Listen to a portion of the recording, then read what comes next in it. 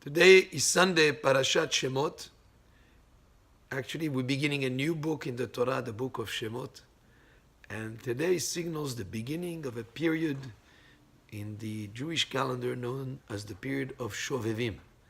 Shovevim is an acronym made up by the first letters of the parasha that we're going to read over the next 6 weeks.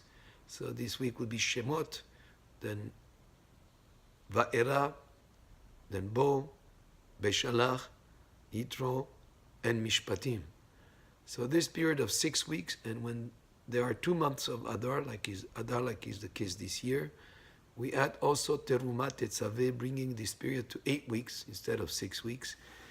And these weeks are weeks that are very propitious for Teshuvah, for repenting on 2 subjects.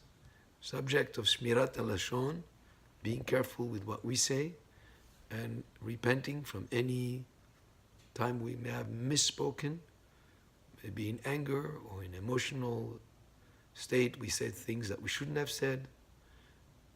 Also, Lashon Hara, gossip, or evil speech, or improper speech, anything that we may have said that should not have been said. This is a perfect time to do teshuvah, to repent on those subjects. Also, Shmirat HaBrit, which has to do with morality, with being, with tzniut, with modesty of clothing, with what we expose ourselves to seeing in terms of our eyes, what they see, and also in terms of our forbidden relations or anything that have to do with the Brit Milah, with keeping the Brit.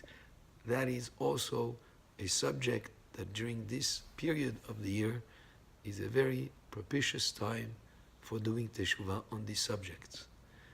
And the pasuk says, "Shuvu banim shovevim," repent, sons who are shovevim. Shovevim means like making mischief, that type of thing. But it also is an acronym for the parashiot of this week, as we're going to be reading in the Torah on the period of slavery in Egypt, and then the plagues that happened before they went out, before the Exodus. The Exodus also will take place during this period of the year. Also the receiving of the Torah, the freedom, and receiving the Torah on Har Sinai.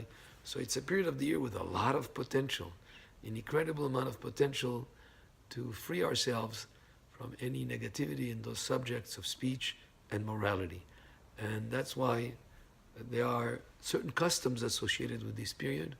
One of them that typically one day, or some people do it on Shabbat, or maybe we'll do it Beli Neder on one of the Sundays, when we gather in a synagogue, and for a whole day, we don't have any mundane or superfluous speech.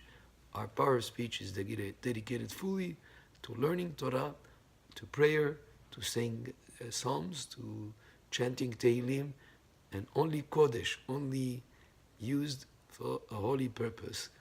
And that, during this period, is something that can help us to repent and to make right and to use our power of speech for the best possible use, which is for praising Hashem, chanting Tehillim, learning Torah, prayer, that type of thing.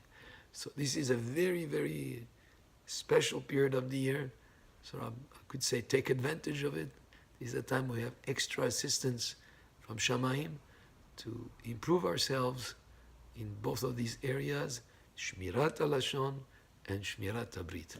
Baruch Adonai le'olam, Amen ve'amen.